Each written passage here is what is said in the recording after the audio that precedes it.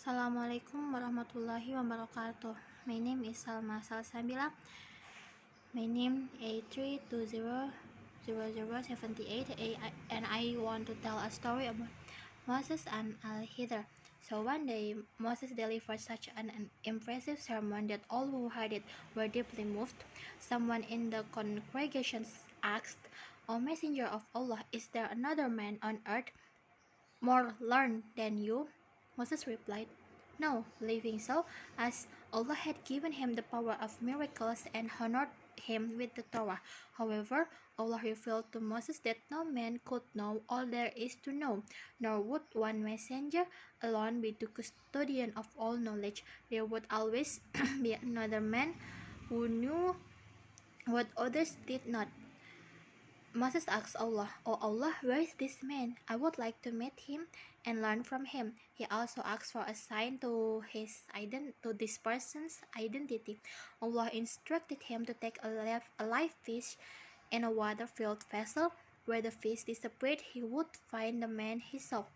Moses set out on his journey, accompanied by a young man who carried the vessel with the fish. They reached a place where two rivers met and decided to rest there. Instantly, Moses fell asleep.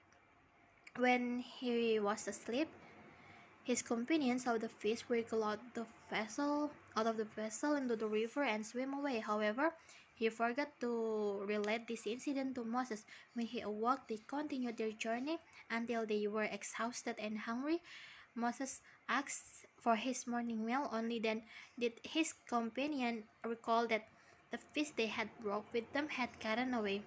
Hearing this, Moses exclaimed, "This is exactly what we are seeking." They hurriedly retraced the steps to the place where the rivers met and where the fish had jumped out. There they found a man, his face partly covered with a hood. His bearing showed he was a saintly man. He was Al-Hidr, the guide. Moses greeted him, and he replied, saying, "How do people greet each other in your land?" Moses said, "I am Moses." The man asked, "Moses of Bani Israel?" Moses said, "Yes, I have come to you so that you may teach me from the thing which Allah has taught you." He said, O Moses, I have some of the knowledge of Allah which Allah has taught me and which you do not know. Well, you have some of the knowledge of Allah which Allah has taught you and which I do not know. Moses asked, "May I follow you?" He said, "Okay, but you will not be able to remain patient with me. For how can you be patient about things which you will not be able to understand?" Moses said, "You will find me, if Allah so will, truly patient, and I will not disobey you in awe." So both of them set out walking along the seashore. A boat passed by them, and they asked the crew of the boat to take them on board. The crew recognized Al-Hidr, so they took them on board without fear. When they were on board,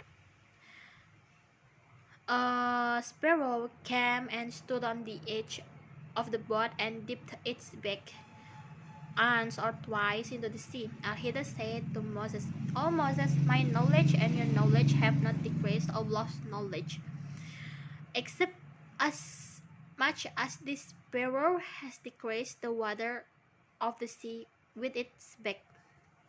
Then suddenly Al-Hidr took an adze and pulled up a plank, and Moses did not notice it till he had pulled up a plank with the adze.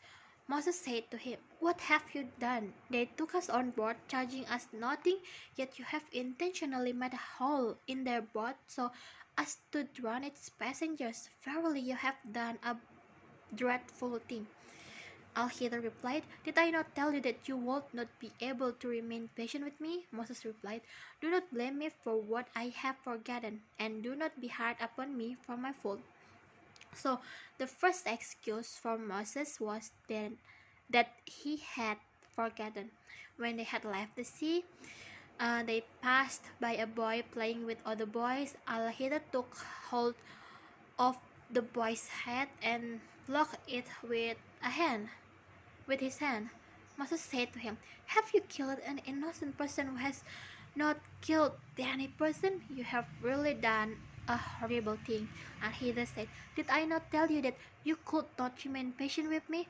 Moses said, if I ask you about anything after this, don't accompany me. You have received an excuse from me. Then both of them went on till they came to some people of a village, and they asked for food, but they refused to entertain them as guests also. Then they saw there was a wall which was just going to fall, to collapse, and Al-Hidr repaired it just by touching it with his hand. Moses said, these are the people whom we have called on, but they neither gave us food nor re nor entertain us as guests. Yes, you have repaired their wall. If you had wished, you could have taken wages for it. Al-Hidr said, this is the parting between you and me, and I shall tell you the explanations of these things on which you could not remain patient. As for the ship, it belonged to poor people working in the sea, so I wished to make a defective image in it, as there was a king after them who seized every ship by force. And as for the boy, his parents were believers, and we feared lest he should oppress them by rebellion and disbelief, so we intended that their Lord should change him for them for one better in righteousness, in need to mercy. And as for the wall, it belonged to two orphan boys in the town, and there was under it a treasure belonging to them, and their father was a righteous man, and your Lord intended that they should attain their age of full strength and take out their treasure as a mercy from your Lord. And I did it not of my own accord. And this is the interpretation of those things over which you could not hold patience. So the lesson we can take as from this, if we have promised to remain patient in someone's orders, and we still have to be patient until the person explains the reason why he did it. We still have to be patient in any condition until we understand the reason. So I think that's enough from me. Thank you. Assalamualaikum warahmatullahi wabarakatuh.